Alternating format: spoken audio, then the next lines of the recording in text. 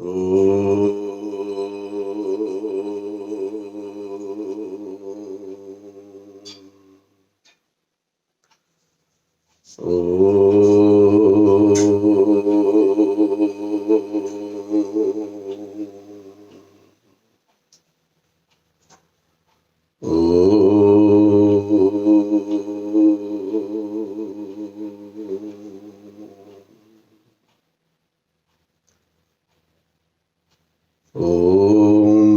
नमः शंभवाय च मयो भवाय च नमः शंकराय च मयस्कराय च नमः शिवाय च शिवतराय च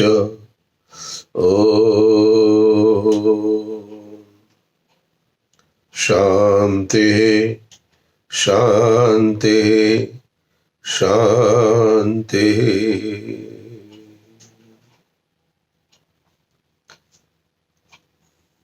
ओ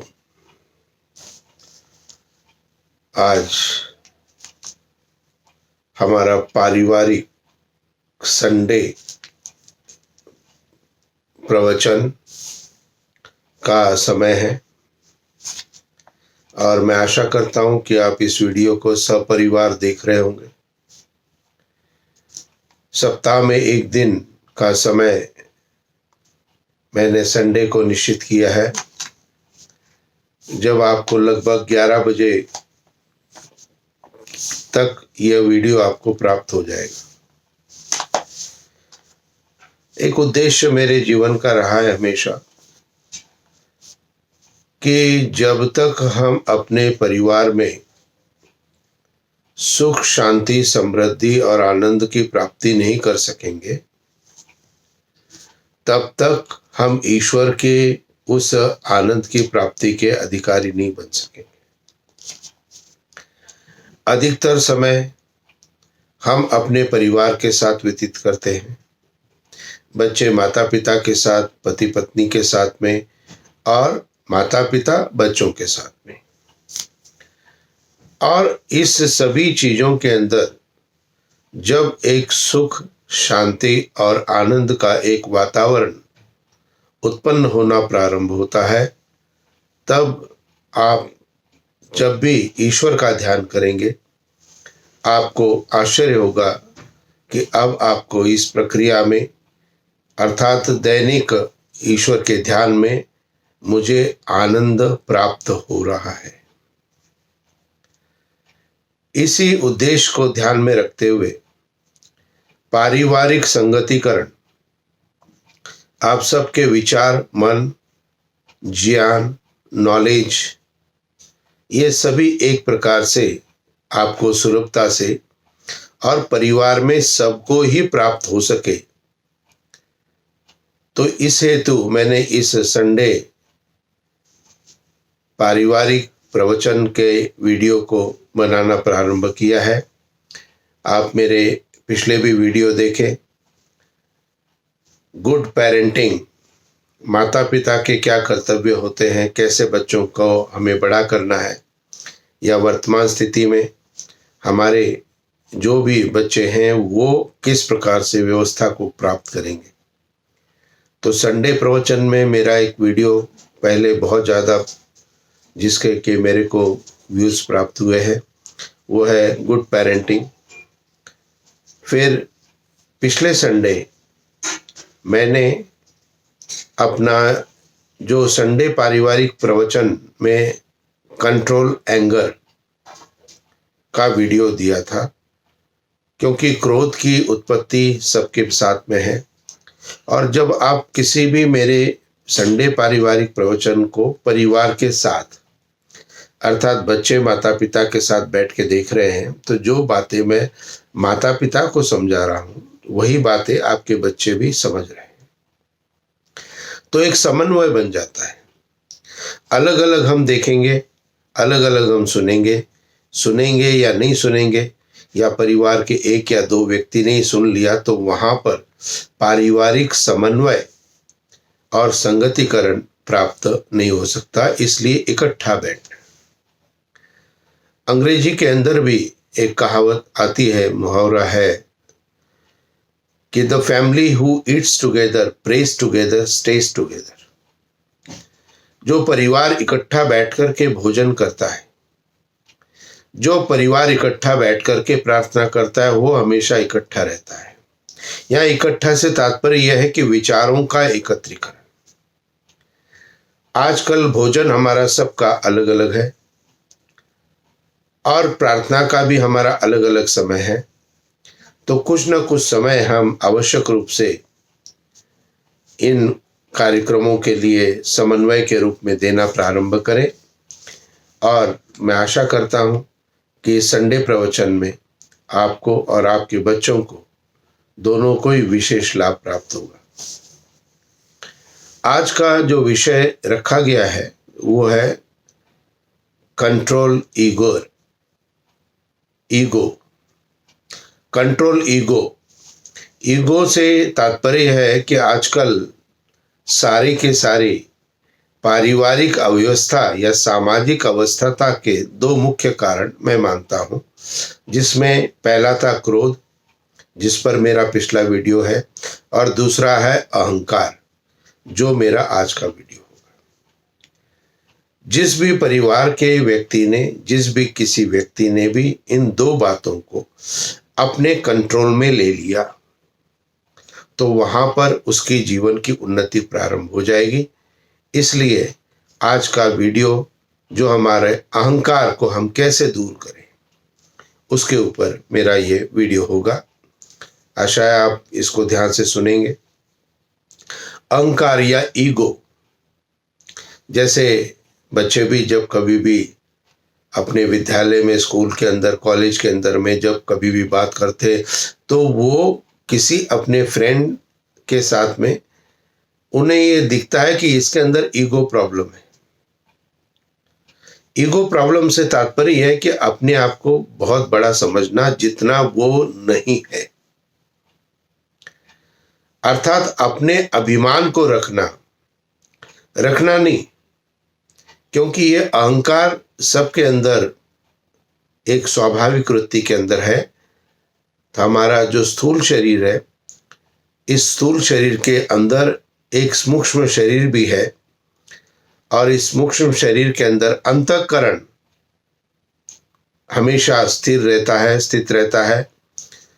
और ये अंतःकरण, जिसके अंदर मन, बुद्धि, चित्त और अहंकार, ये चार फैक्टर इस अंतःकरण के अंतर्गत कहे गए। मन, बुद्धि, चित्त और अहंकार। और यह अंतःकरण जन्म जन्मांतरों तक आत्मा के साथ हमेशा साथ चलता है। तो अहंकार हमारे अंदर स्वाभाविक रूप से सबके अंदर में है, सबके अंदर में ईगो है। अब ये अहंकार और ईगो के अंतर में जो हमारे लिए अंदर है, अब इसको क्या करना है? कंट्रोल करना है। आपके अंदर ईगो आवश्यक रूप से यदि है तो किस लिए है? कि आपके पास जो भी कुछ है वह आपका अपना निजी है, पर्सनल है। उस पर्सनल का जो एहसास आपको अपने अंदर है, वह एहसास आपको एक शक्ति देता है। मान लीजिए मैं प्रवचन कर रहा हूं, तो मेरे अंदर जितना भी ज्ञान है, उस ज्ञान की अनुभूति मुझे है, वो मेरा अहंकार है, वो मेरा अस्तित्व है। इस शरीर के अंदर आत्मा या जीवात्मा स्थिर है, जो चेतन सत्ता है, और इसीलिए हमारे सभी शरीर के अंग कार्य करते हैं। तो आत्मा की उपस्थिति हमारे इस भौतिक शरीर, नश्वर शरीर, जड़ शरीर के अंदर चेतन सत्ता के रूप में उपस्थित है, यह भी बात समझना अहंकार है। अहंकार का अर्थ लिया गया कि अस्तित्व को समझना। आपकी जो भी योग्यता है, आपकी जो भी विचारधारा है, आपकी जो भी है, वो आपको एक बल प्रदान करती है, और ये बल ही अहंकार है जो हम सब के अंदर है और उससे हम शक्ति भी प्राप्त करते हैं और हम निर्भयता के साथ प्रत्येक कार्य को करते हैं, क्योंकि हमें अपने कार्य के अंदर अहंकार है। अर्थात बच्चे को पता है, विद्यार्थी है, जो स्टूडेंट्स बैठे हैं उनको पता है कि ये सब्जेक्ट में मेरा कमांड है, तो कोई भी प्रश्न आ जाए कोई दिक्कत नहीं है मुझे। तो ये उसका जो अहंकार यानी कि सोचने की वृत्ति है, ये उसको एक शक्ति प्रदान करती है।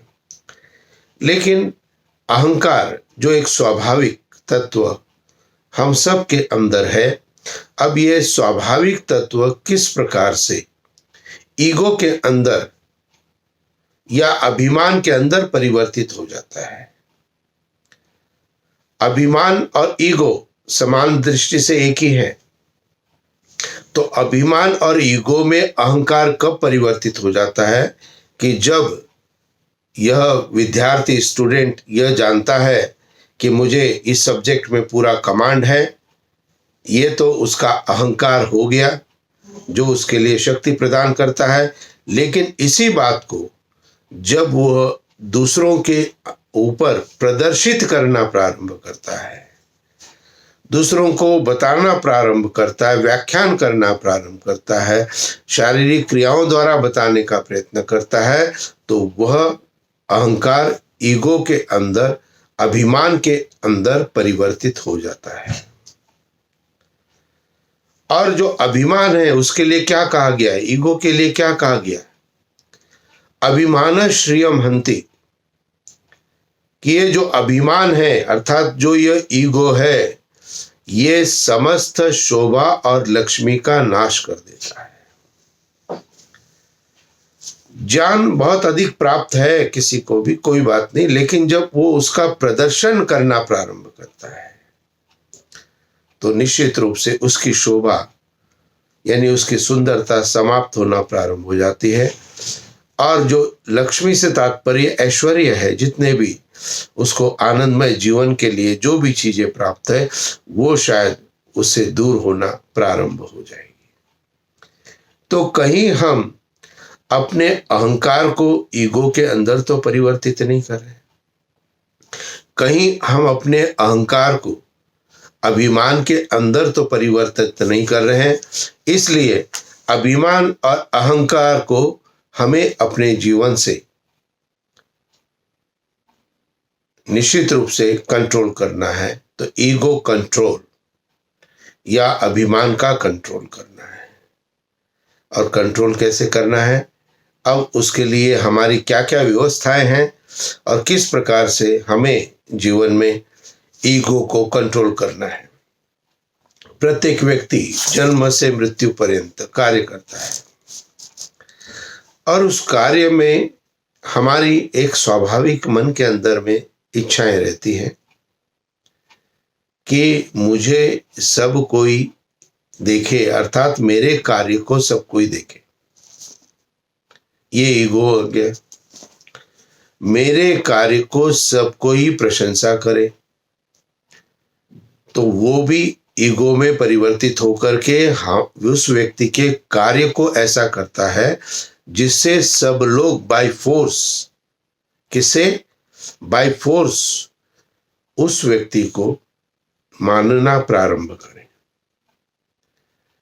तो अहंकारी, अभिमानी या ईगो, इन शब्दों के थोड़ा सा ऊपर हम चिंतन करें तो हम ये पाते हैं, समझते हैं कि अहंकार हमारे अंतःकरण चतुष्टय का एक अंग है जो कि स्वाभाविक है। लेकिन हम अभिमान के साथ अपने जीवन के अंदर दैनिक प्रक्रिया के अंतर्गत चल रहे हैं। हम ईगो को अपना धारण करते हुए अपने जीवन में आगे को चल रहे हैं। तो ये सभी हमारे जीवन के लिए निश्चित रूप से हानिकारक है।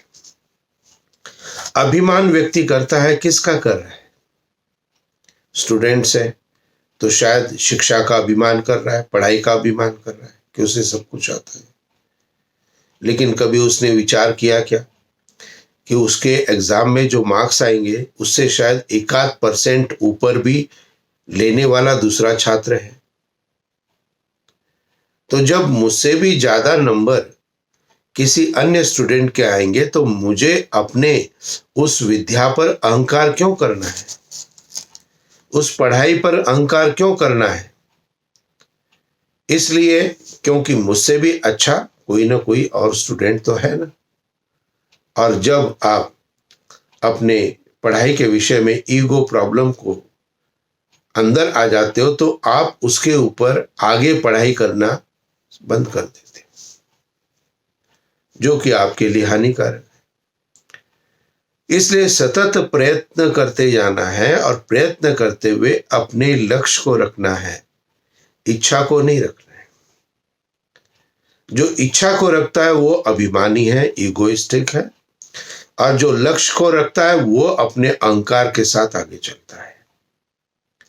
किसी भी स्टूडेंट ने यह सोचा कि मुझे एग्जाम में 95% मार्क्स लेके आने, अब 95% का उसने इच्छा रखी है और जब एग्जाम के अंदर में उसके कम नंबर आते हैं तो उसको दुख प्राप्त होता है। क्यों? क्योंकि उसने इच्छा रखी थी, उसने अपना ईगो रखा था कि मुझे उतने तक पहुंचना है। और यदि वही स्टूडेंट 95% का लक्ष्य रखे, डेस्टिनेशन रखे कि 95% तक मुझे पहुंचना है, और ऐसे स्टूडेंट के यदि 85% मार्क्स भी आते हैं तो उसको लगता है कि मैं 85 के लक्ष्य तक तो पहुंच गया हूं, आगे मुझे 95 के लिए 15% के लिए ही तो काम करना है। अधिकतर स्टूडेंट्स इस बात को मेरे ध्यान में कर रखें कि आप जो भी पढ़ाई करते हो वो 70 to 80% क्लास के अंदर विद्यालय में आप सबके है। आपके क्लास में each and every student has above 80% of marks, और यदि आप 95% चाहते हो तो आपको क्या करना है? अपने 95% के लिए केवल 15% का डिफरेंस जो है उसको कवर अप करना है। अब आपको 95% के लिए काम नहीं करना है क्योंकि 80% तो ऑलरेडी आपके पास एग्जिस्ट करता है। इसलिए 15% के लिए आगे के लिए हमको पढ़ाई के अंदर में उसको ध्यान देना है। तो 15% के लिए जब कार्य करोगे तो क्या होगा? वो आपको उन्नति का एक साधन होगा। और यदि आपने इसका ईगो कर लिया, इसका आपने अभिमान कर लिया कि मुझे अपने 80% तक के मार्क्स से मुझे अपने अंदर सब कुछ आता है और मैं 95% भी ला सकता हूं, तो यह अभिमान आपको उस 15% के कवर को पूर्ण करने के लिए से रोकता है। तो इसलिए हमें अपने लक्ष्य तक जाना है, इस बात को ध्यान में रखें। पति पत्नी का लक्ष्य क्या है? घर के अंदर सुख रहे, शांति रहे। अब शांति का लक्ष्य है जो ये नष्ट कैसे होता है? जब पति के अंदर भी अभिमान है या पत्नी के अंदर भी अभिमान है। पति पत्नी के अंदर अभिमान का होना निश्चित रूप से अशांति को उत्पन्न करता है। इमीडिएट नो, तुरंत ही हम किसी बात के लिए मना कर देते हैं। ये एक अधिकतर मैक्सिमम स्वाभाविक प्रवृत्ति पति और पत्नी के अंदर मैंने अनुभव की है।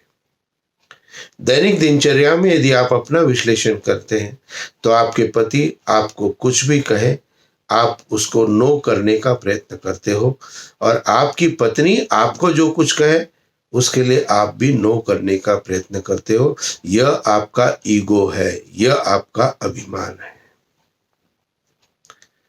अब इसको किस प्रकार से कंट्रोल करना है कि कहने में किसी ने कह दिया, हमने करना न करना ये हमारे हित में है। तो why we should start explaining, why we should start say to no? हम क्यों नो को वहें, हम क्यों एक्सप्लेन करने का प्रयत्न करें?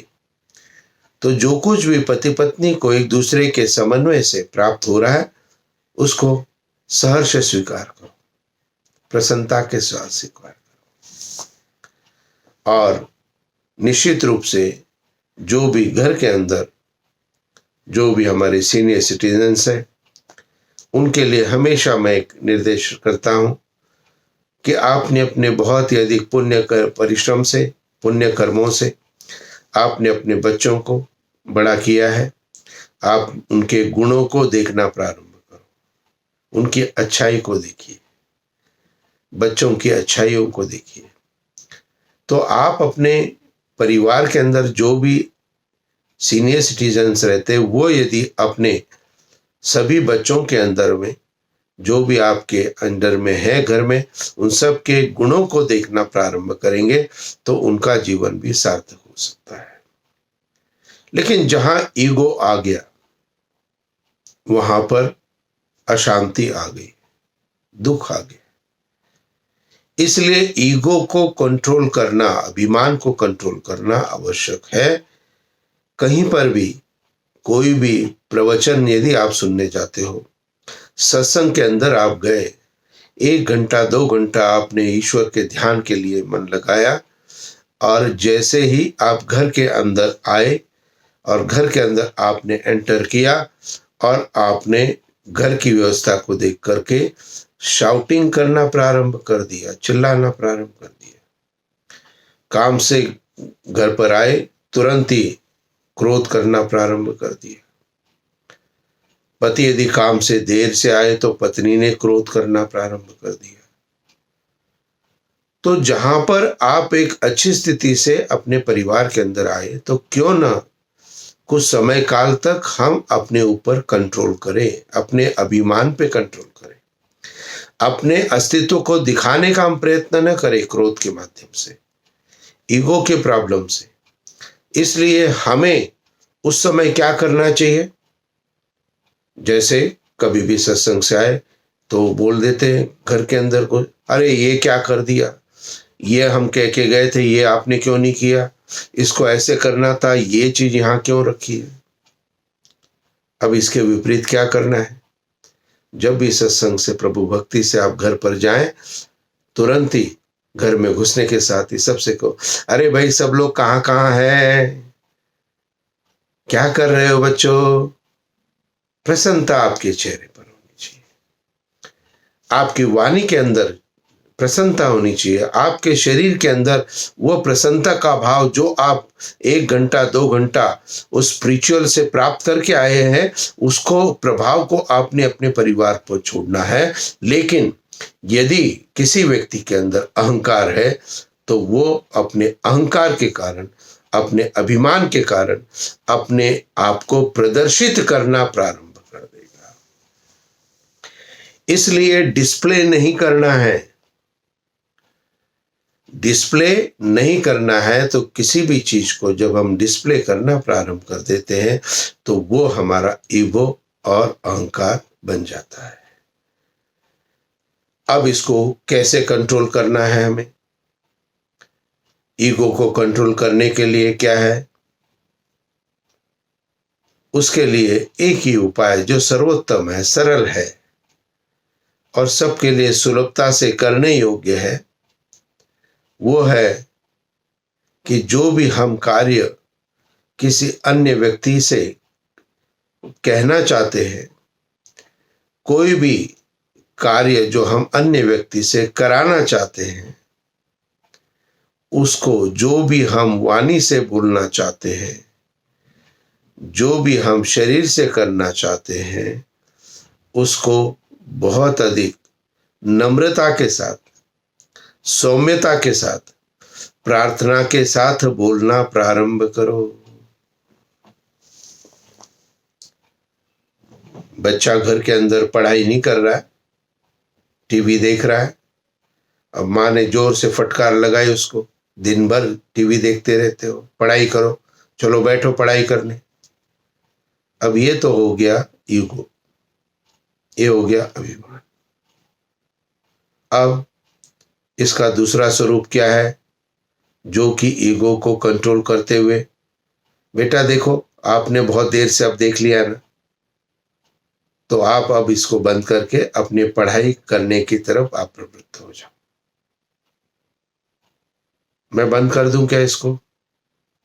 सौम्यता के साथ, प्रसन्नता के साथ। लेकिन ये सौम्यता और प्रसन्नता या प्रार्थना का स्वरूप हमारा कहीं ना कहीं हमारे परिवार से निश्चित रूप से दूर है। हम जब भी परिवार के अंदर किसी भी अन्य सदस्य को कुछ भी कहें तो हम जोर से बोलना उचित समझते हैं। हमारी वाणी के अंदर चाहे एक ही वाक्य हम बोल रहे हैं, लेकिन उस वाक्य के अंदर प्रार्थना का समन्वय नहीं होता है, रिक्वेस्ट का भाव नहीं होता है, ऑर्डर का भाव होता है।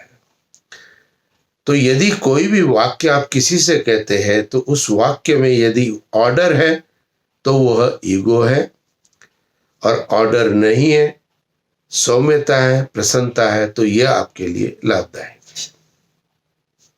तो क्या करना है? प्रार्थना करनी प्रारंभ करनी है। प्रेज। सबसे पहले प्रार्थना में किसको करनी है? उस परम पिता परमेश्वर के लिए प्रार्थना करनी है। क्योंकि प्रार्थना का फल क्या है? प्रार्थना का फल अभिमान का नाश हो जाता है। ये प्रार्थना का फल है, ये उसका ऑब्जेक्टिव है। जो भी व्यक्ति दिन में 2 समय परमात्मा का ध्यान करता है वो धीरे धीरे अपने अभिमान को कंट्रोल करता है। लेकिन कैसे और कब? उसके अंदर नम्रता आती है, क्योंकि वो ईश्वर की समीपता में है। और प्रातः काल की गई प्रार्थना केवल सायंकाल तक ही कार्य करती है, इसको ध्यान में रखिए। और सायंकाल को की गई प्रार्थना अगले दिन प्रातः काल तक कार्य करती है। और यदि हम चाहते हैं 24 घंटे हमारे अंदर ईगो प्रॉब्लम न आए, हमारे अंदर अभिमान की प्रवृत्ति का जागृति नहीं हो, तो हमें दिन में दोनों समय, प्रातः और सायं दोनों समय, हमें ईश्वर का ध्यान करना चाहिए, प्रार्थना करनी चाहिए। कल सोमवार और मंगलवार, सोमवार को सायंकालीन प्रार्थना का मेरा एक वीडियो आपको प्राप्त होगा कि हम 15 से 20 मिनट, 10 मिनट या जो भी समय होगा उसमें, उतने समय तक हम प्रत्येक दिन सायंकालीन प्रार्थना में हमें क्या करना है। और उसमें आपको क्या करना है? आपने केवल अपने YouTube के अंदर उस वीडियो को चलाना है, और यदि आपके पास पुस्तक है तो मंत्र पाठ साथ करें, देख करके। मंत्र याद है तो मंत्र साथ में ध्यान करें, और यदि मंत्र भी याद नहीं है और पुस्तक भी पास में नहीं है तो आंखें बंद करके और वीडियो को चलने दे, शब्दों को आने दे, और मन के अंदर गायत्री मंत्र का पाठ करते रहे। 10 मिनट, 15 मिनट। सायंकालीन प्रार्थना का क्या स्वरूप है, होना चाहिए? कई प्रकार से हम कर सकते हैं, लेकिन जो मैंने अपना व्यक्तिगत जो मैं करता हूं उसी को मैं आपको देना चाहता हूं। तो प्रातःकालीन प्रार्थना और सायंकालीन प्रार्थना, इन दोनों के 2 वीडियो तो सोमवार को सायंकालीन प्रार्थना का आपको प्राप्त होगा, जिससे आप सोमवार को शाम को उससे आप प्रार्थना कर सके, और मंगलवार को प्रातःकालीन का वीडियो आपको प्राप्त होगा। तो आप अपने जीवन में सोमवार और मंगलवार के मेरे वीडियो को आवश्यक रूप से आप उसको अपने YouTube के अंदर में उसको सेव करके रखें, जिससे आपको प्रत्येक दिन प्रातः सायंकाल दोनों समय आप उसको कर सकें। तो हमारा जो व्यक्तित्व है उसमें प्रार्थना आवश्यक है। तो प्रार्थना का फल जो कहा गया है वेद शास्त्रों के अंदर, वो कहा गया है कि प्रार्थना का फल, जैसे 3 शब्द हमने सुने हैं, ईश्वर की स्तुति, प्रार्थना और उपासना। तो स्तुति का फल क्या है? प्रेम हो जाना, ईश्वर से प्रेम हो जाता है हमको जब हम उसकी प्रशंसा करते हैं, जब हम ईश्वर के गुणों को जानते हैं। उपासना का फल क्या है? जब हम ध्यान लगा करके ईश्वर का ध्यान करते तो हमारे आत्मा में परमात्मा के उस आनंद को, सानिध्य को हम प्राप्त करते हैं। ये उसका फल है उपासना का। अब बीच में जो प्रार्थना कही गई है, इस प्रार्थना का फल क्या है? तो प्रार्थना का फल है अभिमान का नाश हो जाना। तो इसलिए जब भी प्रार्थना करते हैं तो व्यक्ति क्या करता है? झुक जाता है।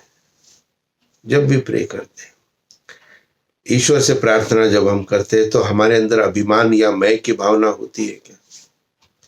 तो मैं को सिद्ध करना ईगो है। मैं को कहना, बताना और अपना बखान करते रहना हर समय, ये आपका अभिमान है। और इस अभिमान को आप प्रार्थना के द्वारा दूर कर सकते हैं। आप जो भी बात कहें उसको रिक्वेस्ट से कहना प्रारंभ करें। It is my request. चाहे आप अपने बारे में ही बता रहे हो, लेकिन सौम्यता से, प्रदर्शन नहीं करना है, सौम्यता से उस बात को आपने कहना है। तो हमारा जो ईगो यदि हमको दूर करना है अपने अंदर का, तो हमें एवरी डे, प्रातः और सायंकाल दोनों समय हमें ईश्वर का ध्यान आवश्यक रूप से करना है। और वह करने से हमारे अंदर उस ईगो का जो उत्पत्ति है, जो अभिमान है, वो हमारा संतुलन में रहना प्रारंभ हो जाएगा। अब यदि हम अपने परिवार के अंदर रहते हैं, अब परिवार के अंदर कौन कौन है? सीनियर सिटीजन्स हमारे हैं, पति पत्नी दोनों हैं, बच्चे हैं, बहुएं हैं, बेटे हैं, बेटियां हैं। अब यदि प्रार्थना के लिए हमें ईगो को यदि दूर करना है तो उसके लिए हमें अपने परिवार के अंदर क्या करना है? जो प्रार्थना के अतिरिक्त है, जो प्रेयर के अतिरिक्त है, तो आपको अपने ईगो को समाप्त करने के लिए आपको अपने घर के अंदर दूसरे को सम्मान देना प्रारंभ करना है। जो भी कोई आपके घर के अंदर, आपके अतिरिक्त जो भी कोई है, चाहे वो बच्चे हैं, चाहे वो पति या पत्नी है, या फिर सीनियर सिटीजन है, वो अपने के अतिरिक्त बाकी सबको रेस्पेक्ट देना प्रारंभ करे। और रेस्पेक्ट किससे देंगे? वाणी से। सबसे पहले आपके अंदर अभिमान, ईगो का प्रॉब्लम नहीं होगा यदि आपके वाणी के अंदर संतुलन है, जो आप परिवार के अंदर प्रयोग करते हैं। यह स्थिति सामाजिक व्यवस्था के अंदर है। सामाजिक व्यवस्था में यदि हमारे पहुंचने के साथ ही सबको एक डर, भय और थोड़ा लगता है, तो समझो कि ये अभिमान है व्यक्ति का। लेकिन यदि किसी व्यक्ति के आने से हमारे मन के अंदर यदि श्रद्धा होती है, हमारे मन के अंदर यदि प्रसन्नता होती है, तो निश्चित रूप से हमारे अंदर अभिमान नहीं है। तो जो व्यक्ति है वो अभिमान का यदि प्रदर्शित करता है तो आपका स्वरूप अलग है उसके प्रति, और जो व्यक्ति सौम्यता अपने जीवन में रखता है उसके प्रति आपके अंदर के भाव अलग अलग है। तो इससे भी हम पता कर सकते हैं कि ईगोइस्टिक कौन है जीवन में और किसके अंदर सौम्यता है। तो इन बातों से हमें अपने जीवन के अंदर इस ईगो प्रॉब्लम को दूर करने का एक अभ्यास करना है। माता पिता, पति पत्नी, बड़े सब वाणी से तो अच्छा बोलेंगे ही बोलेंगे, लेकिन साथ में पति पत्नी के अंदर जो अभिमान है उससे घर का स्वर्ग में वातावरण कहीं ना कहीं दूषित होता है। इसलिए परिवार के अंदर में पति और पत्नी में अभिमान न हो, ईगो न हो, परस्पर एक दूसरे के प्रति ईगो को प्रदर्शित नहीं करे। तो उसके लिए क्या करना है? तो वेद और शास्त्र के अंदर ये कहा गया है, और ये कहा गया है कि पति और पत्नी दोनों परस्पर एक दूसरे को प्रातःकाल उठकर नमस्ते जी का प्रयोग करें। नमस्ते जी भी एक प्रार्थना है। नमते, मैं आपका सम्मान करती हूं, यह पत्नी पति से कह रही है। और पति भी उत्तर देते हुए या प्रथम में पत्नी से कह रहा है, नमस्ते जी, मैं आपका सम्मान करता हूं। तो वेद शास्त्र ने हमें निर्देश क्या दिया कि यदि अहंकार को समाप्त करना है, नम्रता अपने अंदर लानी है, तो परस्पर एक दूसरे को नमस्ते जी का प्रयोग करना प्रारंभ करो। अधिकतर जो बच्चे हैं, हमारी बहुएं हैं, वो बड़ों के चरण स्पर्श करती है। और चरण स्पर्श करने में बच्चों निश्चित रूप से बहुत अधिक आपको लाभ प्राप्त होता है, क्योंकि जब आप किसी भी अपने घर के बड़े के चरण स्पर्श को करते हो तो आप क्या है, आप झुक जाते हो, क्योंकि चरण स्पर्श तो झुक करके ही करना पड़ेगा। तो झुक जाते, इसका मतलब है मेरा उनके प्रति कोई ईगो नहीं है। और जो आप किसी का चरण स्पर्श करते हो तो उससे जो आपको आशीर्वाद प्राप्त होता है, उसके अंदर बहुत अलौकिक शक्ति है। इस बात को मेरे ध्यान में रखें और प्रैक्टिकल करके करना प्रारंभ करें। डेली प्रातः सायं ईश्वर का ध्यान करें और धीरे धीरे आप प्रैक्टिकली देखेंगे, अब मेरे अंदर गुस्सा कम आने लग गया है। और गुस्सा ही ईगो को कारण आता था, वो मेरा अब संतुलन में होना प्रारंभ हो गया है। क्योंकि हम प्रार्थना दोनों समय नहीं करते, इसलिए हमें इन सब चीजों के साथ में अपने जीवन को कष्टमय, दुखमय व्यतीत करना पड़ रहा है। तो आप किसी के सामने झुकते हो, घर के जो आपके बड़े हैं, तो यदि आप झुकते हो, उनका सम्मान करते हो, तो आपके प्रति उनके अंदर में एक प्रेम भाव आ जाता है, वात्सल्य का भाव आ जाता है, और आपको भी उनका शुभ आशीर्वाद प्राप्त हो जाता है। ये पहला लाभ आपको प्राप्त होता है। और दूसरा लाभ, आपके अंदर से अभिमान अर्थात ईगो नष्ट हो जाता है। कहाँ पर? पारिवारिक स्थिति के अंदर।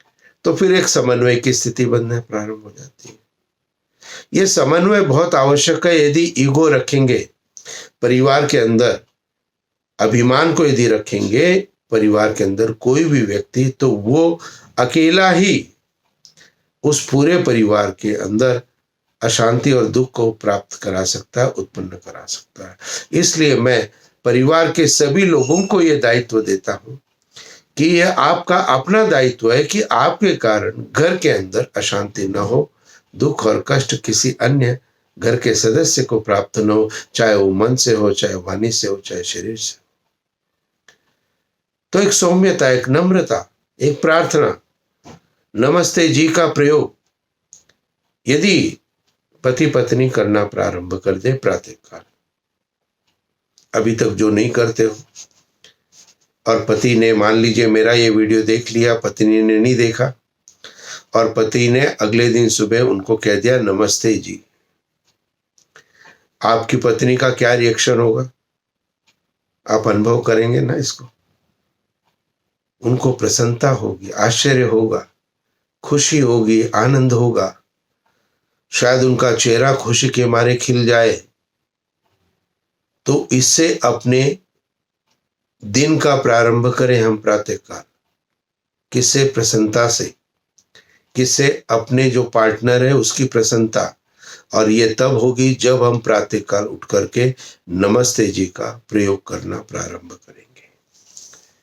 तो नमस्ते जी, हमारा जरा चेहरा झुक जाता है ना, सिर झुक जाता है ना, ये नम्रता है, ये अभिमान नहीं है। और जो अकड़ के खड़ा रहता है, चाहे सामाजिक व्यवस्था में, चाहे पारिवारिक व्यवस्था में, तो जिस प्रकार से आंधी तूफान जब भी आते हैं, जो वृक्ष सीधे खड़े होते हैं वो तो टूट जाते हैं, लेकिन जो फ्लेक्सिबल होते हैं वो टूटते नहीं, अपितु आंधी के समय झुक जाते हैं, और जैसे आंधी समाप्त हो जाती फिर से वो उठ के खड़े हो जाते हैं। तो हमें भी अपने व्यक्तिगत जीवन को नष्ट नहीं करना है। जिस भी स्थिति में हम हैं, चाहे हम स्टूडेंट हैं, चाहे हम पति पत्नी हैं, चाहे हम सास या बहू के रूप में हैं, या हम किसी भी स्वरूप के अंदर में परिवार में रहते हैं, हमारा जो दायित्व है उसके अंदर में हमें जो सबसे पहली बात मैंने कही, एंगर को कंट्रोल करना है। और दूसरी बात जो आज मैं आपको निर्देशित कर रहा हूँ, डायरेक्ट कर रहा हूँ, वो है घर के अंदर ईगो का प्रयोग करना बंद करो। एक ये अभ्यास है, किसके लिए? सामाजिक व्यवस्था के लिए। और ये अभ्यास किसके लिए? बाहर के लिए भी। तो सामाजिक व्यवस्था का प्रभाव आपके घर परिवार पे नहीं पड़े, और आपके परिवार से जो सौम्यता आपकी है उसका प्रभाव आप समाज के ऊपर देना प्रारंभ करें। तो जैसा व्यक्ति अपने घर के अंदर अपनी प्रवृत्ति को रखता है, उसी प्रकार से वह व्यक्ति बाहर भी अपने प्रदर्शन को जारी रखता है।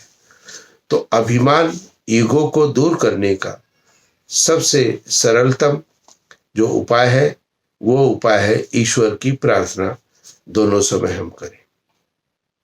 विशेषतः बच्चे, यदि कुछ भी मंत्र नहीं याद है, कोई भी पुस्तक पास में उपलब्ध नहीं है, तो गायत्री मंत्र बच्चों आप सबको याद है। उस गायत्री मंत्र के अंतर्गत आप अपना नित्य प्रति का पाठ करना प्रारंभ करें। तो आने वाले बुधवार को जो 3 तारीख है, 3 जून, गायत्री मंत्र पर मैं अपना एक वीडियो आपको दूंगा कि गायत्री मंत्र में क्या विशेषता है, क्यों इतना महत्वपूर्ण है। तो मेरे 3 वीडियो आगे वाले मैंने आपको बता दिए। सायंकालीन प्रार्थना का वीडियो सोमवार को 1 तारीख को 1 जून, 2 जून को मेरा प्रातःकालीन प्रार्थना का मंत्र है, और बुधवार को गायत्री मंत्र पर मेरा एक वीडियो आपको प्राप्त होगा। और ये तीनों वीडियो आपको, जो मेरी एक श्रृंखला मैंने अभी तक प्रारंभ की है, डेली उपदेश स्पिरिचुअल नॉलेज, ध्यान करें, डेली उपदेश।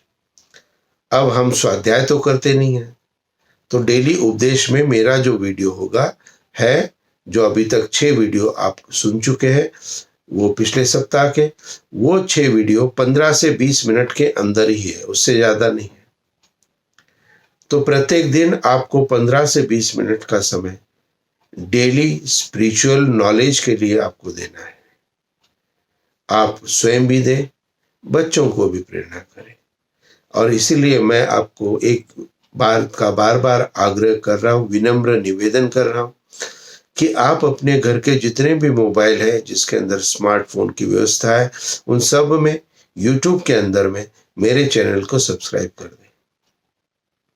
अब बच्चों के पास में यदि मोबाइल है, बहुओं के पास मोबाइल अपना अलग है, और सब ने मेरे चैनल को सब्सक्राइब किया है, तो डेली मेरा जो स्पिरिचुअल नॉलेज का वीडियो है, जो 15 मिनट का लगभग होगा, वो उनके पास प्रत्येक दिन ऑटोमेटिकली चला जाएगा, और एक प्रवृत्ति उनके अंदर अपने ज्ञान की, व्यक्तित्व के विकास की हो जाती है। क्योंकि मैं ऐसा मानता हूं कि अभी तक जीवन के अंदर जितने भी लोग मेरे संपर्क में आए, वो आए जहां भी मेरे उपदेश हुए, जहां भी प्रवचन हुए, जहां भी मेरे ऋग्वेद आदि के पारायण यज्ञ हुए जयपुर आदि में, तो ये सभी मेरे जितने भी कार्य संपन्न हुए हैं, ये सभी कार्यों में अधिकतर वो लोग थे जो कि अपनी उम्र के अंदर आगे बढ़ रहे हैं, अर्थात अबव 30 to 60, 65, 70 ईयर्स से।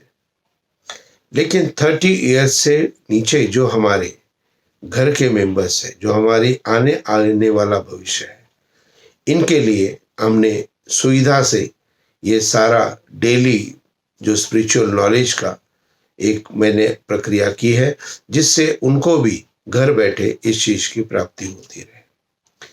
तो आपको अपने जीवन के अंदर सबसे पहले जो मैंने कहा, क्रोध को दूर करें।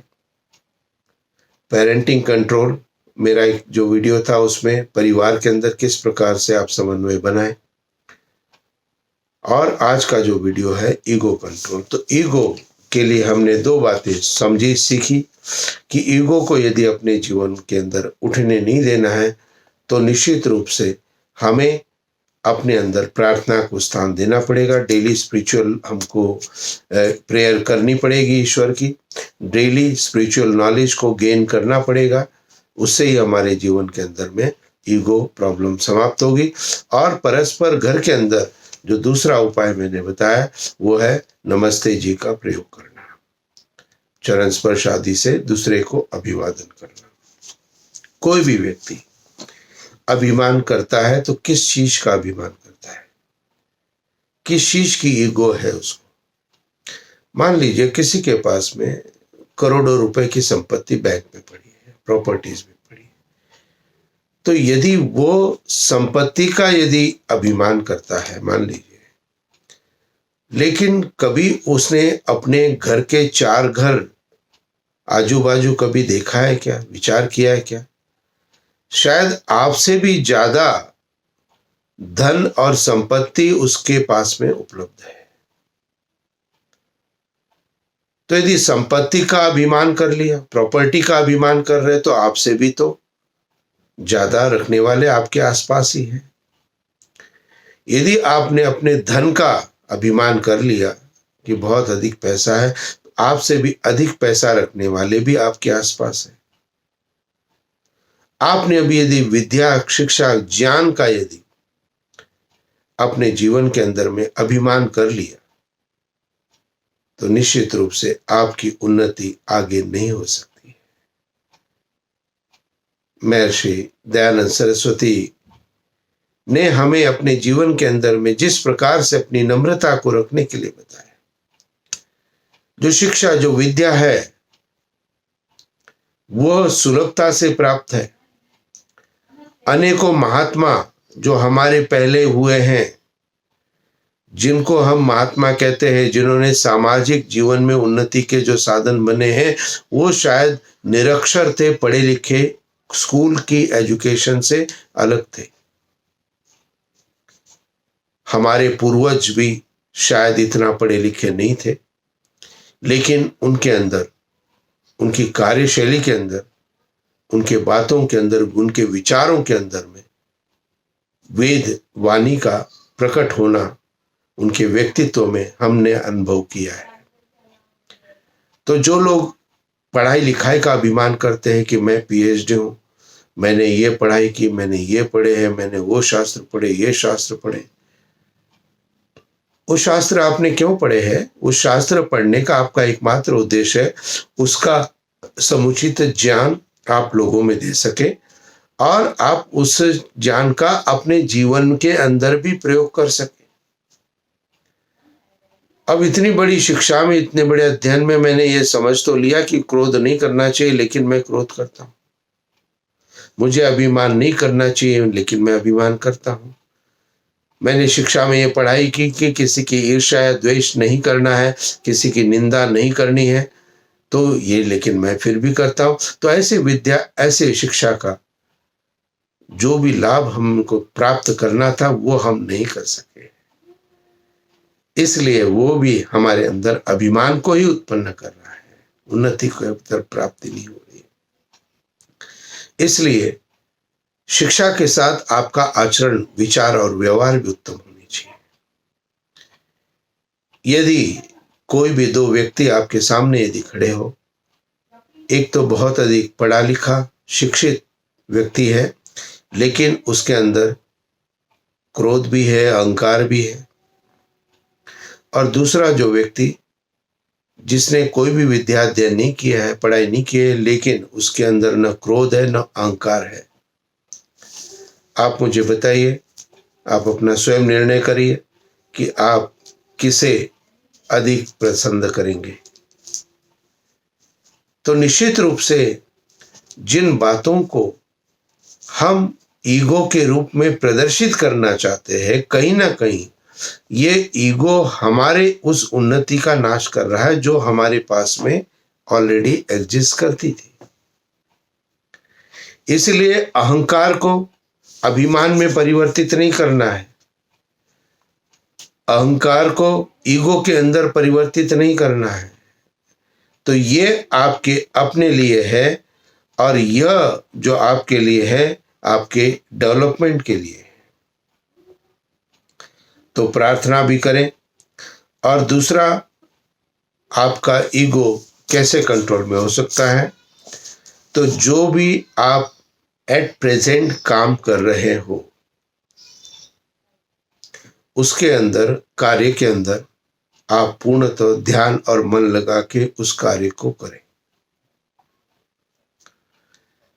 अब जो स्टूडेंट्स है, यदि घर के अंदर स्टडी कर रहे हैं, अपना सेल्फ स्टडी कर रहे हैं, तो उस स्टडी के अंदर में आप पूर्णतः ध्यान मन लगा करके स्टडी करो। तो उससे क्या होगा, उससे ज्ञान प्राप्त होगा। और यदि ध्यान मन लगा के आपने स्टडी नहीं की तो आपके अंदर क्या आएगा, आपके अंदर अभिमान आएगा, ईगो आएगा, और आप कहोगे मैंने 1 घंटा जी पढ़ाई कर ली। तो यदि आप अपनी पढ़ाई को ध्यान मन से करते हो तो आप उसको किसी को प्रदर्शित नहीं करते हो। लेकिन आपने उसमें ध्यान मन नहीं लगाया और उसको प्राप्त नहीं किया तो आप उसको प्रदर्शित करते हो। आपको लाभ किसमें है? लाभ आपको प्रदर्शन में नहीं है, अपितु तो अपने पास उसको सीमित करने में है। तो जो भी कार्य एट प्रेजेंट जो भी कर रहा है उस कार्य के अंदर पूर्णतः निष्ठा, ध्यान, मन लगा करके हमें उस कार्य को करना है। तो जितना भी समय आप कार्य करते हो तो उसके अंदर जब आपका ध्यान पूर्णतः नियुक्त हो जाता है तो उस कार्य की जो ईगो है उसका जो रिजल्ट ईगो के रूप में आपको प्राप्त नहीं होता है। बहुत सारी जी मैंने ये कर दिया, मैंने वो कर दिया, मैंने ये कर रहा हूं, मैं वो कर रहा हूं, वो अपने आप को बहुत व्यस्त दिखाना प्रारंभ करेंगे। लेकिन वास्तविक रूप से व्यस्त कौन होता है? जिसका जीवन डिसिप्लिन नहीं होता है। और जिसका जीवन डिसिप्लिन होता है वो कभी व्यस्त होता है क्या? कभी व्यस्त नहीं होता है। तो डिसिप्लिन नहीं है इसीलिए तो व्यस्तता है ना। और इस व्यस्तता का अभिमान और प्रभाव यदि दूसरों के ऊपर कर रहे हो, आप कोई भी कार्य करो, आप कार्य को कर सकते हो, कोई बात नहीं, लेकिन उस कार्य का जो परिणाम है वो दूसरे को सुख शांति आनंद देने वाला होना चाहिए। तो आपका एंगर, आपका ईगो, जो भी आप कभी भी आप प्रदर्शित करते हो तो उससे यदि डिस्टरबेंस किसी को बहुत ज्यादा हो रही है तो इसको समाप्त करना पड़ेगा। जैसा मैंने क्रोध के लिए कहा कि उसका संतुलित प्रयोग आपको जरूर अपने जीवन में करना है। संतुलित यानी कि कंट्रोल। इसी प्रकार से जो ईगो है, ये ईगो भी आपको अपने व्यक्तित्व के लिए अपने पास रखनी है, ये आपकी शक्ति है। लेकिन जहां हमने क्रोध को अत्यधिक क्रोध में बदल दिया था, कंट्रोल एंगर जो मैंने आपको उस वीडियो में बताया था, 3 वाक्य, 3 सेंटेंसेस, उसके बाद क्रोध नहीं होना है आपके अंदर, ये कंट्रोल्ड है। तो ये अनकंट्रोल्ड आपने करना नहीं है। तो 3 वाक्य आप बोलिए शांत। ईगो, आपके पास नॉलेज है, आप जानते हो और निश्चित रूप से आप उससे अपनी शक्ति को पहचानते हो और उसको आप प्रदर्शित नहीं करते। तो ये जो है ईगो प्रॉब्लम ही अधिकतर हमारे जो अव्यवस्था है, जो हमारे दुख और कष्ट का कारण सर्वप्रथम हमें अपने स्वयं से प्रारंभ होती है। ईगोइस्टिक व्यक्ति क्या करता है? ईगोइस्टिक व्यक्ति अपने कार्य से संतुष्ट लोगों को नहीं कर पाता है, अपितु तो ये बताता रहता है कि मैंने क्या क्या कर रहा है, अपितु तो ये बताता रहता है मैं क्या क्या कर रहा हूं। तो जिसके अंदर ईगो नहीं है वो तो कार्य करता रहता है बस केवल, लेकिन जो ईगोइस्टिक है वो बताता रहता है कि मैं ये कार्य कर रहा हूं। तो ये अभिमान समस्त शोभा और लक्ष्मी का नाश कर देता है। इसको आप जरूर अपनी डायरी के अंदर नोट करके रखें। अभिमान श्रियम हन्ति, यह किसी श्रुति का वचन है और यह कहा गया है कि अभिमान श्रियम हन्ति, कि अभिमान अर्थात जो अहंकार है वह समस्त शोभा और लक्ष्मी का नाश कर देता है। तो आपकी शोभा जो आपके व्यक्तित्व से है, आपका जो ऐश्वर्य, जो गुण आपके अंदर है, तो उनको आप ईगो से, अभिमान से नष्ट नहीं करें, इसको प्रदर्शित करना बंद कर दें और नम्रता के साथ अपने जीवन को चलाना प्रारंभ करें। इसलिए जिस व्यक्ति के अंदर यदि नम्रता उसकी वाणी के अंदर है, नम्रता उसकी सोच के अंदर है और नम्रता उसके शारीरिक क्रियाओं के अंदर में है, तो निश्चित रूप से वो व्यक्ति अपने जीवन में उन्नति के पथ पर आगे चलेगा। इसलिए आपको किसी को स्वयं के सिद्ध करने की आवश्यकता नहीं है। आपका अस्तित्व है, यह दूसरा व्यक्ति स्वयं अनुभव करेगा। आप जब प्रदर्शित करते हो तो ईगोइस्टिक हो जाते हो, और प्रदर्शित नहीं करते हो तो आपके अंदर वो शक्ति के रूप में कार्य करता है। तो बात एक ही थी कि आप किसी को बताना चाहते थे, तो उसको आपने वाणी के द्वारा ईगो के रूप में बताया, या फिर आपने अपने कर्म के माध्यम से आपने उनको समर्पित करना प्रारंभ कर दिया। तो आपका अपना व्यक्तिगत जीवन उन्नति के पथ पर अग्रसर हो। आप कार्य को करें, बताने का प्रयत्न न करें। किसी भी तरह से अपनी चीजों को अपने कंट्रोल में रखना प्रारंभ करें।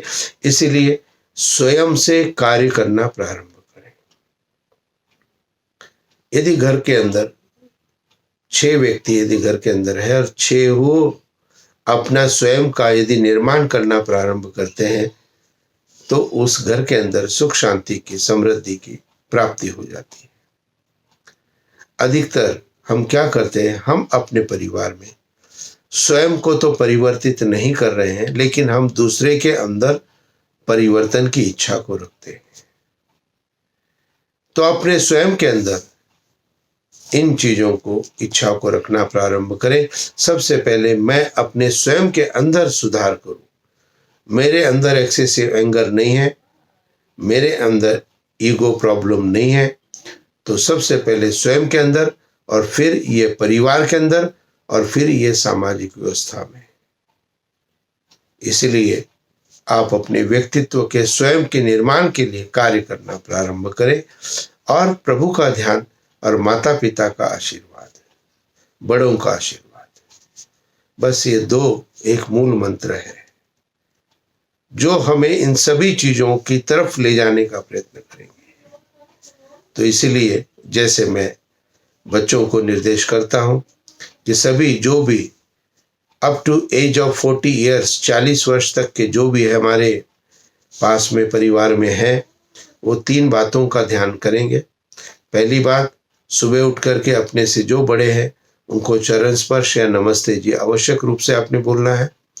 दूसरी जो चीज है, जो आपके बड़े जो आपको कहते हैं, माता पिता या घर के बड़े जो कहते हैं, उनकी बात को पूरा ध्यान से सुनना है, और उनके पास 10 से 15 मिनट प्रत्येक दिन बैठना भी है। और तीसरी विशेष महत्वपूर्ण बात, up to age of 40 years उनको ध्यान रखनी है कि आपका कभी भी आर्गुमेंट आपके माता पिता के साथ होता है, आपके घर में किसी के साथ होता है, आपको अपनी आवाज को उनकी आवाज से नीचे रखना है। कभी भी माता पिता या घर के बड़ों से ऊंची आवाज में बात नहीं करनी है। इस बात का 3 बातों का संकल्प आपको निश्चित रूप से करना है, और ये आपके अभिमान को भी कंट्रोल करने के लिए, आपके ईगो को भी कंट्रोल करने के लिए कार्य करेगा। तो ये 3 बातें उनके लिए जो कि up to age of 40 years है। अब जो माता पिता है घर के अंदर, जो घर के अंदर बड़े हैं, या जो घर के अंदर सीनियर सिटीजन्स हैं, उनके लिए भी एक निर्देश है। तो आपकी जितनी भी एज है, उस एज से नीचे जितने भी लोग हैं, उन सब के साथ आपने प्रेम और वात्सल्य से बात करनी है। विशेषतः बच्चों के साथ, बेटों के साथ, बहुओं के साथ में प्रेम और वात्सल्य के साथ में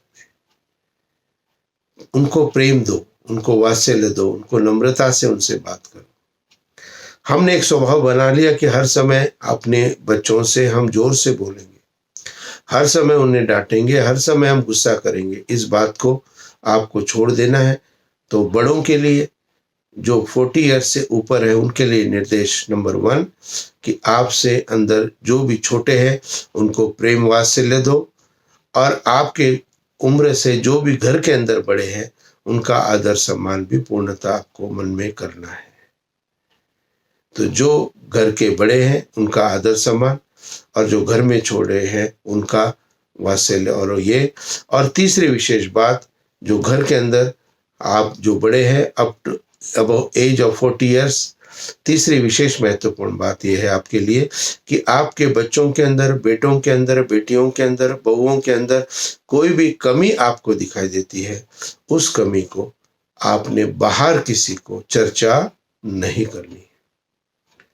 आप इसके विपरीत उनके गुणों को बाहर बताना प्रारंभ करो। तो ये 3 निर्देश मैंने बड़ों के लिए दिए हैं और 3 निर्देश मैंने बच्चों के लिए दिए हैं। तो आप सबके लिए मैंने कुछ न कुछ जरूर संडे प्रवचन में मैं देता हूँ, पारिवारिक में। आपका भी कोई विषय अगले संडे को, जो हमारा 7 तारीख को आएगा, संडे 7 जून को, कोई भी विषय आप देना चाहते हो, सब्जेक्ट आपका देना चाहते हो, जो आप पारिवारिक रूप से आवश्यक महसूस कर रहे हो, जो सामाजिक व्यवस्था से आप महसूस कर रहे हो, उस विषय को आप मुझे व्हाट्सएप के माध्यम से या नोटिफिकेशन के माध्यम से आप जरूर मुझे निर्देशित करें, जिससे मैं उसी विषय पर आपको वीडियो दूं। डेली स्पिरिचुअल नॉलेज के 6 वीडियो मेरे आ चुके हैं, आप उन्हें भी जरूर देखिए। और उसके बाद प्रत्येक दिन आपने मेरे डेली स्पिरिचुअल नॉलेज के जो 15 से 20 मिनट के बीच का वीडियो होगा, अधिक समय का नहीं होगा, उसके आप डेली कनेक्ट रहें। डेली कनेक्ट के लिए आपको मेरे चैनल को सब्सक्राइब करना पड़ेगा। जिन्होंने सब्सक्राइब कर लिया उनका मैं हार्दिक आभारी हूँ, धन्यवाद करता हूँ, क्योंकि सब्सक्रिप्शन भी मैंने बढ़ाने हैं थोड़े, तो ये भी आवश्यक है जिससे अधिक लोगों तक इसका प्रचार प्रसार हो। और इसका दायित्व केवल मेरा ही नहीं है, इसका दायित्व आपका भी है कि आप इसके सब्सक्राइब और इसको फॉरवर्ड भी आगे करते रहें। तो ये मैं आपको भी दायित्व देता हूँ कि आप अपने परिवार के सभी मोबाइल्स में सब्सक्राइब जरूर करें, जिससे ये प्रचार प्रसार परिवार में प्रारंभ हो और अन्य लोगों को भी यह मैसेज जरूर फॉरवर्ड करें, जिससे जो अभी तक मेरे संपर्क में नहीं है वो भी मेरे संपर्क में आना प्रारंभ करें। आपके लिए विशेष प्रार्थना। जितना भी समय हमारा व्यतीत हुआ है, ये 2 महीने का पूर्ण हो चुका है। 1 अप्रैल से मेरे वीडियो प्रारंभ मैंने किए थे, अभी तक लगभग 70+ वीडियो मेरे आ चुके हैं। तो आपने बहुत स्नेह दिया है, आपने मेरे बहुत मान सम्मान दिया है। 5000 से ऊपर मेरे व्यूज़ हो चुके हैं, तो इसको मैं आपकी सफलता मानता हूँ। आपका मैं शुभ आशीर्वाद अपना प्रदान करता हूँ। आप सबके अंदर, परिवार में, आप सबके जीवन में प्रभु का आशीर्वाद निरंतर बना रहे। इति ओम शांति शांति शांति।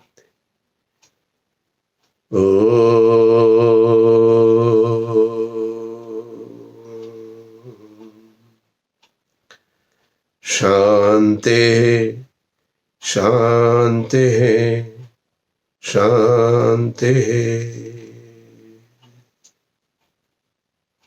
नमस्ते जी।